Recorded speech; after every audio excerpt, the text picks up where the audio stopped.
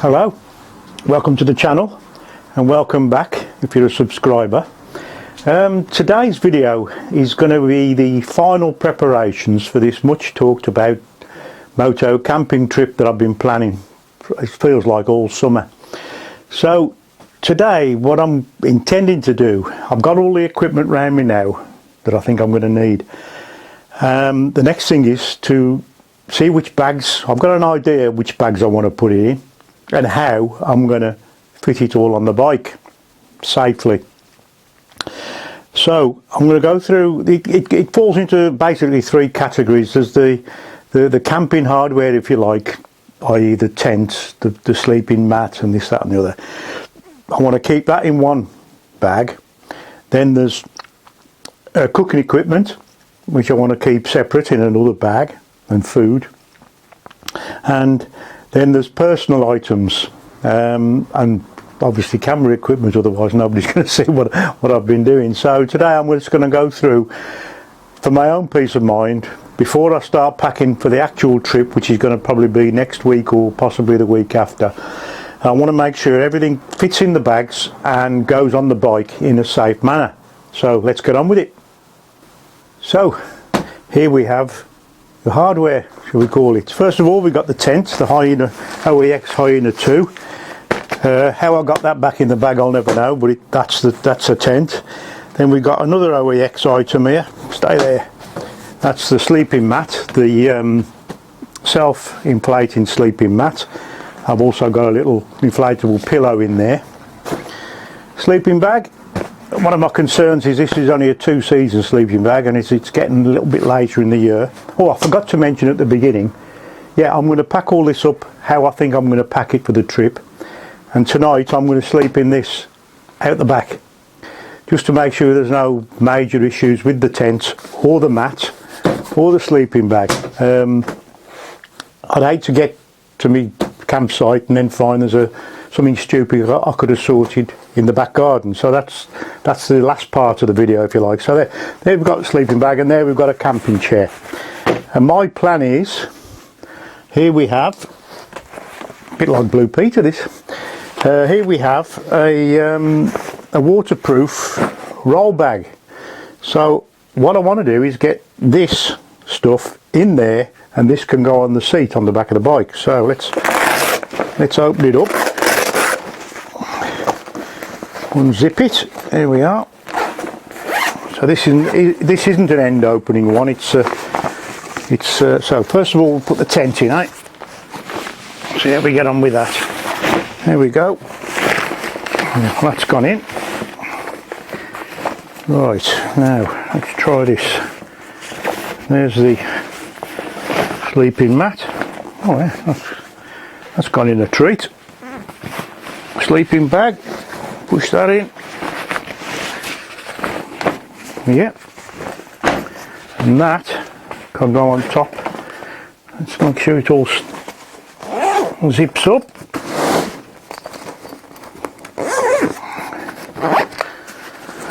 Pull the flap. This is a waterproof bag, but I have no intention of going for the first attempt. I've got no intention of going in the rain, you understand. Now let's. This is a compression strap, so you can compress. I think I've got room. I might be able to get my clothes in there as well. Not that I'm taking many, but we'll see. So let's put the compression straps on.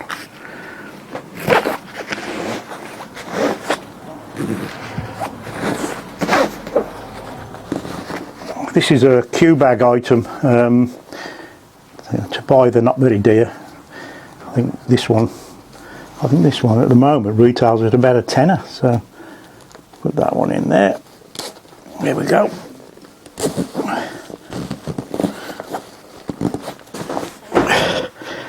So there we have the main, shall we call it, the camping hardware. So, and as I say, there is a bit of room for stuffing one or two other items in there, but for now that's that. So let's move on to cooking equipment now. Right, there doesn't look much here, but I'm not going to be cooking any cordon bleu meals on this little trip. First of all, we got the gas. little gas canister. That's my little burner. Screws onto the top of there. That's obviously a very compact one. It's got a little piezo ignition, so if anybody thinks I've forgotten the matches, as long as the little ignition works, I'm fine. Mess tin, which I'm going to use for boiling water, and that actually fits. Oh, forgot. A couple of, I think they're called sporks, spoon and fork, cross between a spoon and fork.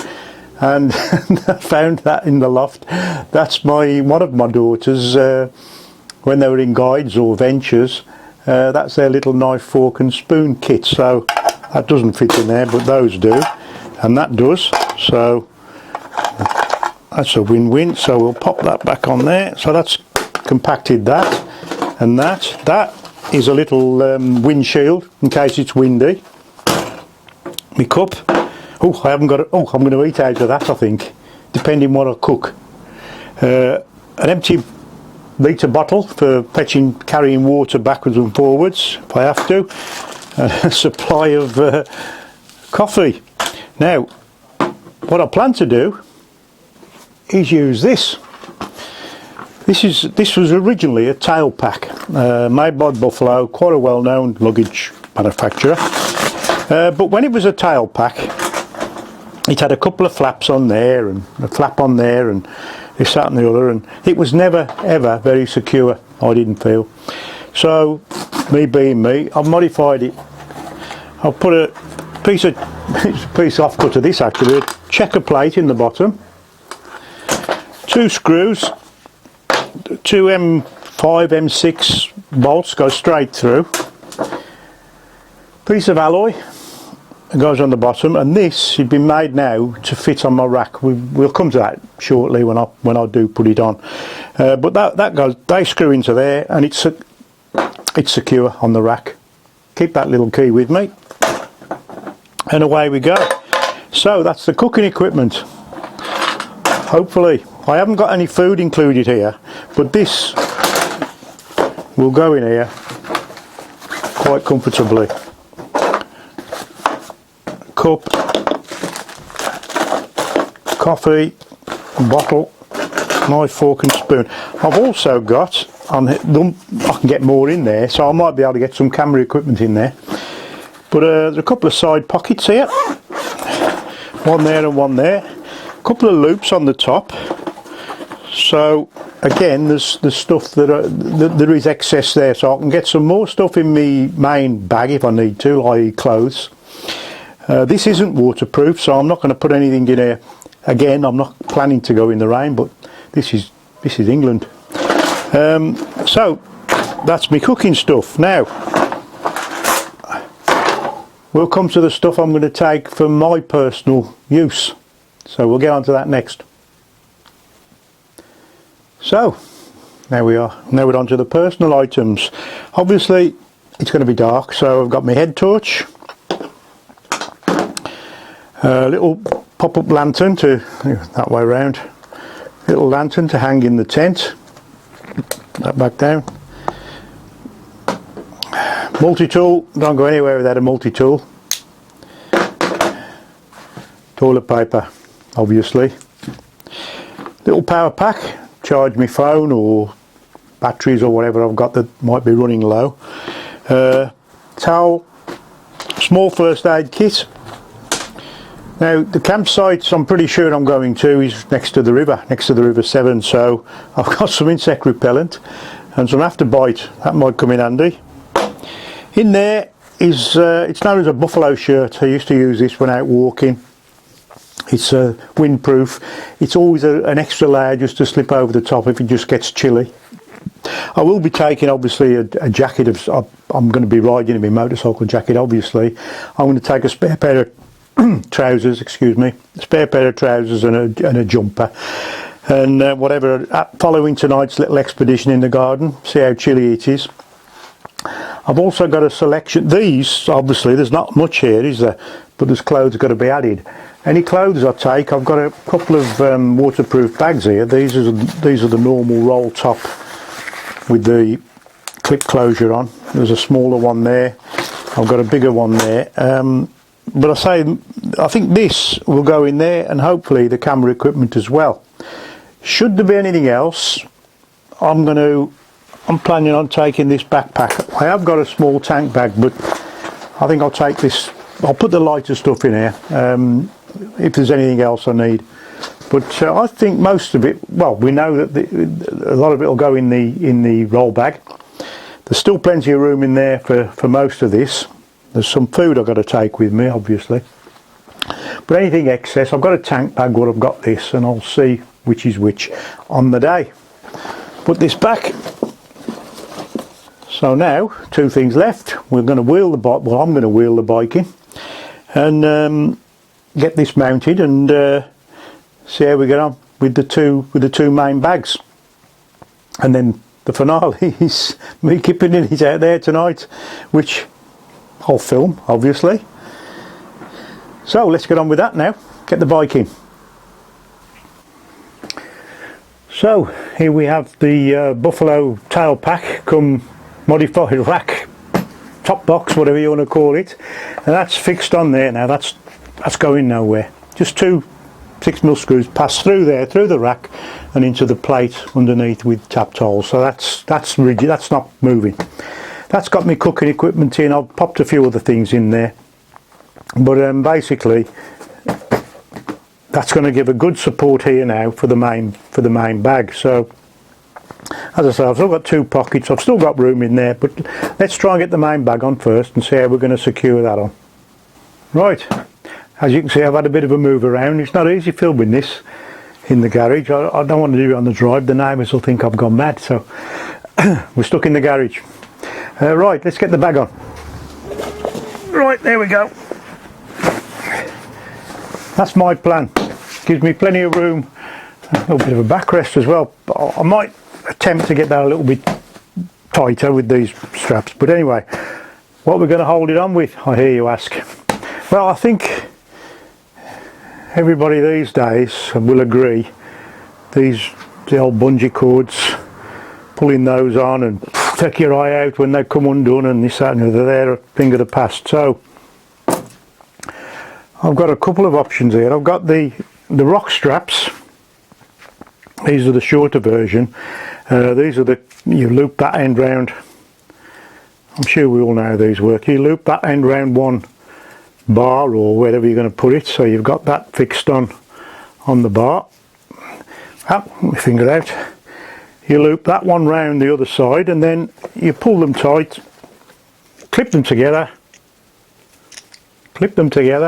This isn't going well, and then you simply tension them with that. They're elasticated, or that part is elasticated. Much safer, much more secure. Now those are the rock straps, and I'm not sure these are going to be quite long enough. But Oxford do their version now, very similar thing. The only difference is you loop that through itself onto a bar. If you look online you can see how these work, but these, instead of using a clip, they've got this stainless steel, I think they call it the G-hook. They've got this stainless steel G-hook, so you put that on there, and then that's obviously looped around the other bar, and then you pull them tight. And I suspect I'm going to have to use these because these are slightly longer. Anyway, we'll see how we get on. Right, I've just had a little trial run. As I suspected, the rock straps, that they did stretch on, but I couldn't get out to the end to tension them. So I've threaded the one end of the Oxford G-hook system through the rack at the back. So I'm now going to connect the G-hook, if I can see it, to that. There we go. And then pull it. I'm going to go around the other side.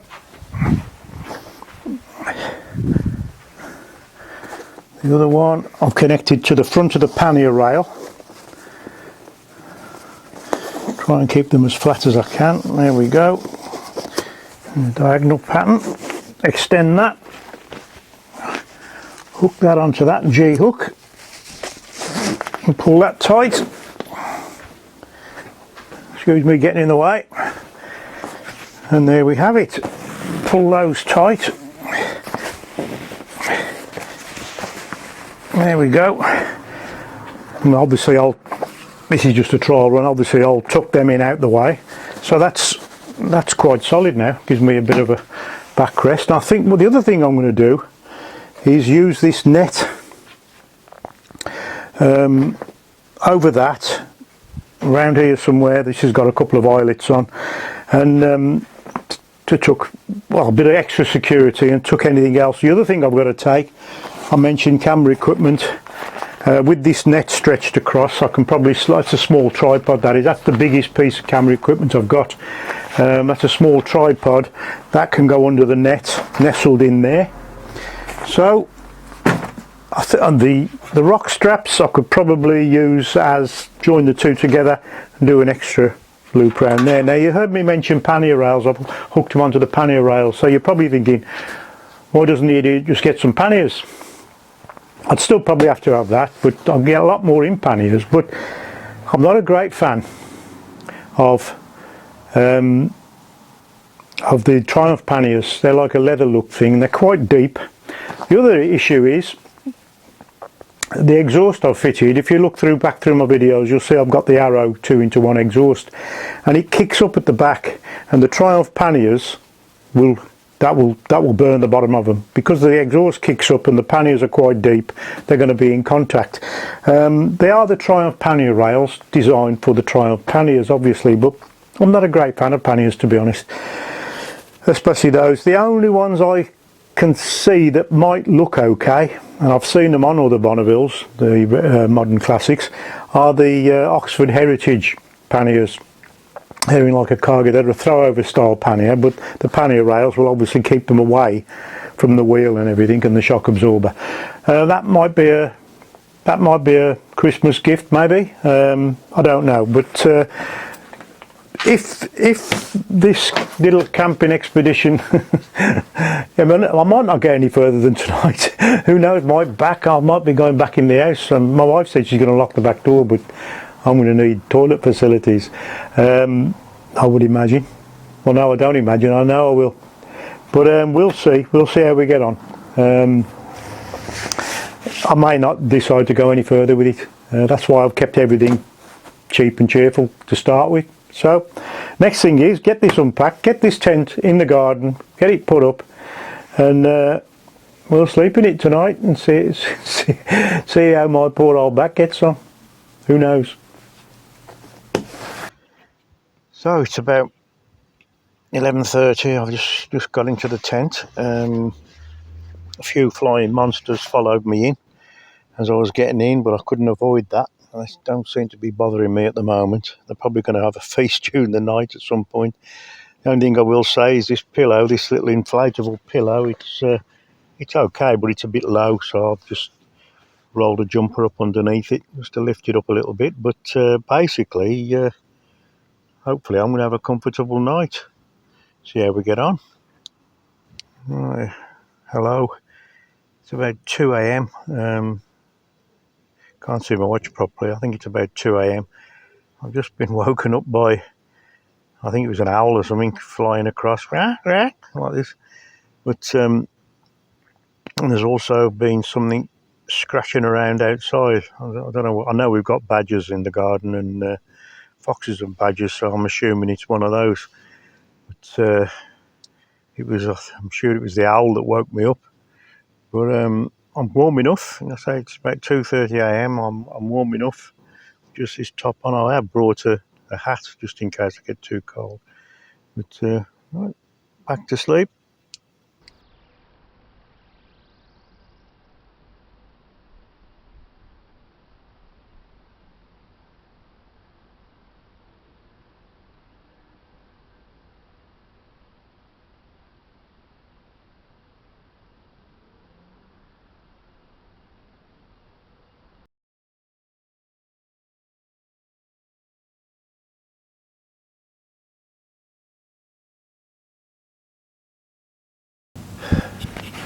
Good morning. It's about 6. Just check. It's 6:30 a.m. I've made it through the night. No major issues. Just as I mentioned before, the pillow wasn't great, so I just wrapped one of my spare jumpers around it, tucked it into the hood on the sleeping bag, and it was fine. I didn't quite realise how it is quite noisy out there. You don't notice in the house because of obviously the double glaze and everything. It's Cadbury's factory down the back here is a bit rumbly, I suppose, but yeah, it was a good night's sleep, to be honest. Just woke up. Put that little clip in earlier on.